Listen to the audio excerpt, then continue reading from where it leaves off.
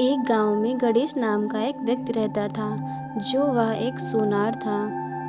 वह केवल सोना ही नहीं बेचता था, वह सोना गिरवी रखकर पैसे भी दिया करता। उसी गांव में पंकज नाम का एक किसान रहता था।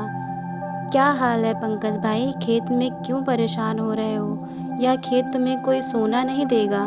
अरे भाई, इस खेत में जो फसल उगती है वह मेरे लिए सोने के बराबर ही है। एक दिन पंकज अपने पैसों की तंगी से परेशान होकर गणेश की दुकान पर पहुंचा। सेठ जी नमस्कार, मेरा नाम पंकज है और मैं एक किसान हूँ और मेरे पास खेती करने के लिए पैसे नहीं हैं। मैंने सुना है कि आप सोना रखकर पैसे उधार देते हैं। यदि आप मुझे पैसे दे देंगे तो मैं अपने खेत में फसल उगा सकूंगा। हाँ, तुमने बिल्कुल ठीक सुना है। मैं कर्ज के रूप में तुम्हें धन दे दूंगा, लेकिन तुम्हें अपनी कोई कीमती वस्तु मेरे पास गिरवी रखनी होगी। बताओ, तुम्हारे पास कोई वस्तु है? हाँ सेठ जी, मुझे पता है, इसलिए मैं अपनी पत्नी का हार लेकर आया हूँ। इसको अपने पास रख लो और मुझे धन दे दीजिए। ठीक है, दिखाओ मुझे। सेठ जी उस हार की जांच परख करने लगा। देखो पंकज, मैं किसी को धन नहीं देता, लेकिन तुमको देखकर लगता है कि तुम मुसीबत में हो, इसलिए मैंने तुम्हें धन उधार दे दिया है। जब तुम्हारे पास पैसे हो जाएं, तब तुम कर्ज चुकाकर अपना ये हार ले जाना। धन्यवाद सेठ जी।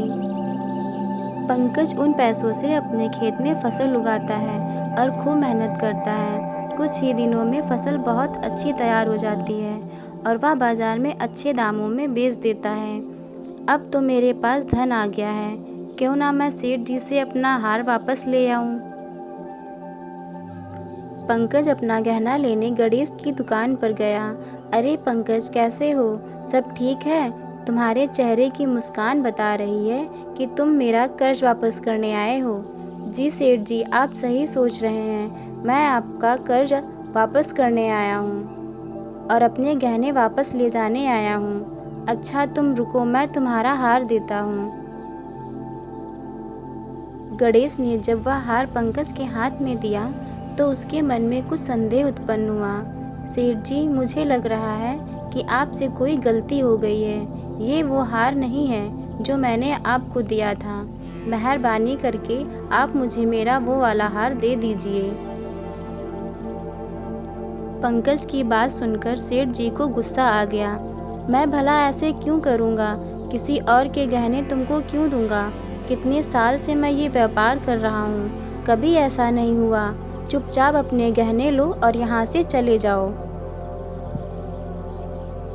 नहीं नहीं सेठ जी, वह पुश्तैनी हार था। उस पर मेरे दादाजी का नाम भी लिखा था। मैं दावे के साथ कह सकता हूँ यह वो हार नहीं है। क्या? ये बात तुमने मुझे पहले क्यों नहीं बताई? ये वही गहना है जो तुम मुझे देकर गए थे। सुनार पंकज को डांट कर वहाँ से भगा दिया। पंकज उदास होकर चला गया और दूसरे सुनार की दुकान पर गया। पंकज उस सुनार को वह हार दिखाता है और पूछता है कि आप मुझे बता सकते हैं कि इसकी क्या कीमत है? हाँ हाँ जरूर, मुझे दिखाओ। और उस सुनार ने पंकज से कहा, जिसने तुम्हें ये दिया है उसने तुम्हें ठग लिया है। ये हार सोने का नहीं है बल्कि नकली है। उस सुनार की बात सुनकर पंकज को सब समझ आ गया। उसे गणेश पर बहुत गुस्सा आ रहा था। फिर पंकज गांव के राजा के महल को जाता है। महाराज की जय हो। पंकज नाम का एक किसान आपसे मिलना चाहता है, उसे मेरे सामने पेश किया जाए। महाराज की जय हो। महाराज, मेरा नाम पंकज है और मैं एक छोटा सा किसान हूँ। फिर पंकज राजा को सारी बात बताता है। महाराज ने उसी क्षण सुनार गणेश को बुलाया और उससे पूछा कि यह जो किसान है तुम्हारी शिकायत लेकर आया है, इसमें तुम क्या कहना चाहते हो? महाराज, मैं कितने सालों से व्यापार कर रहा हूँ, लेकिन इस किसान के अलावा आज तक किसी ने मुझ पर इल्ज़ाम नहीं लगाया। आप ही बताइए महाराज, अगर मुझे छल कपट करना होता तो मैं इसकी सहायता क्यों करता? तुम जो कह रहे हो वो बात सही है। पंकज, तुम बताओ, तुमको सुनार गणेश ने धोखा दिया है? तुम्हारे पास कोई सबूत है? हाँ महाराज, जो हार मैंने इनको दिया था उस पर मेरे दादाजी का नाम लिखा था।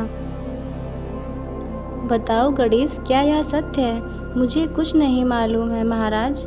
इसने जब इस गहना गिरवी रखा था तब इसने मुझे कुछ ऐसा नहीं बताया था और मैंने ध्यान भी नहीं दिया। मुझे लगता है इसने मुझे नकली गहने दे दिए थे। इसने मेरे साथ विश्वासघात किया है। नकली सोना देकर मुझसे पैसे ले गया। मुझे तुम दोनों की बात कुछ समझ नहीं आ रही है, इसलिए तुम दोनों यहाँ से जा सकते हो। परिस्थिति और ज़्यादा ना बिगड़े इसलिए महाराज ने उन दोनों को घर भेज दिया। महाराज की बात सुनकर सुनार बहुत खुश था और पंकज बहुत दुखी था। और फिर वो दोनों वहाँ से चले गए और राजा ने मंत्री को बुलाया और कहने लगे, सुनो सैनिक, आज मैंने दरबार में दोनों लोगों का मामला सुना है। मैं कोई निर्णय नहीं ले पाया, लेकिन मुझे अनुमान हो गया है कि किसके साथ अन्याय हुआ है और किसके साथ न्याय। मुझे सुनार गणेश पर शक हो रहा है। महाराज, हमारे पास तो कोई निर्णय भी नहीं है। क्या आप मुझे बता सकते हो कि सुनार पर आपको क्यों शक हो रहा है? क्योंकि कोई भी सुनार नकली सोना लेने से पहले ही उसकी जांच करता है, इसलिए मुझे लगता है कि सुनार ऐसी गलती कभी नहीं करता है। और अगर पंकज ने नकली सोना दिया ही था तो वह पैसे लेकर सुनार के पास क्यों जाता? अब आप ही बताओ, कोई ऐसा क्यों कर सकता है? मुझे लगता है कि सुनार ही धोखेबाज है, लेकिन समस्या ये भी है कि हमारे पास कोई सबूत नहीं है, इसलिए हमें क्या करना चाहिए? महाराज, मुझे लगता है कि वह सुनार ने पहले भी कई लोगों को धोखा दिया होगा। महाराज, अगर आपकी आज्ञा हो तो मैं उस सुनार को बंदी बना लूं। नहीं नहीं, मैं चाहता हूं वह सुनार रंगे हाथों पकड़ा जाए। कुछ ऐसा करो कि वह पेटी हमारे दरबार तक आ जाए जिसमें वह सुनार सारे गहने रखता है, तभी हम साबित कर सकते हैं। महाराज ने सारी योजना मंत्री को बताई।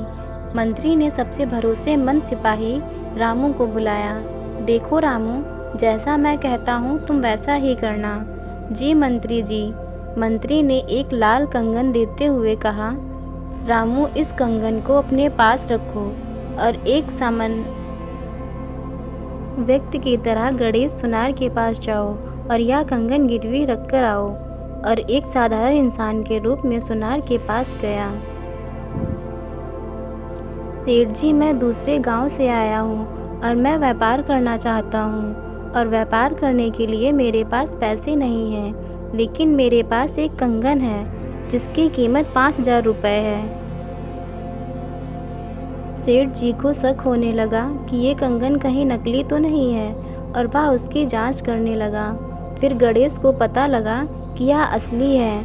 ये व्यक्ति कोई व्यापारी तो नहीं लगता है, यह कंगन चोरी करके लाया है। मुझे इसकी कीमत कम से कम लगानी चाहिए। इतना सोचकर गणेश कहने लगा, मैंने इस कंगन की जांच कर ली है, लेकिन इसकी कीमत तुम जितनी बता रहे हो उतनी तो नहीं है। मैं इसकी कीमत 1000 रुपये ही दूंगा। अगर बेचना है तो बताओ, वरना चले जाओ। आप तो इसकी कीमत बहुत कम लगा रहे हैं, कम से कम 2000 रुपये तो दीजिए। फिर सेठ सोचने लगा कि 5000 की कीमत से 2000 पर आ गया है, मैं इसकी रकम और कम करवा सकता हूँ। देखिए भाई, तुम बहुत ज़्यादा कीमत लगा रहे हो। चलो एक काम करते हैं, ना तुम्हारी ना मेरी, 1500 लगा लो। ठीक है सेठ जी, आप मुझे पैसे दे दीजिए। फिर थोड़ी देर बाद वहाँ एक सिपाही आ गया। सेठ जी, मुझे आपसे कुछ सहायता चाहिए। अरे सिपाही जी, क्या सहायता करूं? आप मुझे बताइए। दरअसल बात यह है कि कल रात महल में चोरी हो गई है। हमें शक है कि वह चोर माल को दुकानों पर बेच रहा है। हम गांव के हर सुनार से पूछताछ कर रहे हैं। अगर आप हमारा सहयोग करेंगे तो हमारा कार्य जल्द ही पूरा हो जाएगा। गणेश बहुत घबरा गया और कहने लगा, नहीं नहीं, यहाँ कोई नहीं आया है और मेरे पास मेरे अपने ही गहने हैं। मैं किसी से चोरी का माल नहीं खरीदता। सेठ जी, मैं आपकी वह पेटी देखना चाहता हूँ जिसमें आप सारे गहने रखते हैं। सिपाही ने वह पेटी अपने कब्जे में कर ली। जब सिपाही ने पेटी खोली तो उसने देखा कि वह कंगन उस पेटी में ही था। अरे, ये तो वही कंगन है जो राजमहल से चोरी हुआ है। सिपाही की बात सुनकर गणेश सोचने लगा कि अब तो मैं फंस गया हूँ, लेकिन अब क्या किया जाए। वह सर झुकाकर वहीं पर खड़ा हो गया। चलो यह पेटी लेकर राजमहल, अब महाराज ही तुम्हारा फैसला करेंगे। वहां जाकर गणेश ने देखा कि जिन जिन लोगों ने उससे धोखा खाया था वे सब वहीं पर मौजूद थे, जिनमें से पंकज भी था। महाराज कहने लगे, गणेश बताओ, ये कंगन तुम्हारे पास कैसे आया। अपनी पोल खुलते ही गणेश घबरा गया। महाराज ने कहा, पेटी में रखे गहने को बाहर निकाला जाए। जैसे ही पेटी खोली गई, पंकज ने अपना गहना खोज लिया। महाराज, मुझे क्षमा कर दीजिए, मुझसे बहुत बड़ी भूल हो गई है। तुमने जो किया है वह कोई साधारण अपराध नहीं है जो तुमको क्षमा कर दिया जाए। इसका दंड तो तुम्हें मिलेगा। सभी को उसके गहने लौटा दिए गए और गणेश को कारागार में डाल दिया गया। पंकज और बाकी सब अपने गहने पाकर बहुत खुश थे। वे सब महाराज की जय जयकार करने लगे और प्रसन्नता के साथ अपने अपने घर चले गए।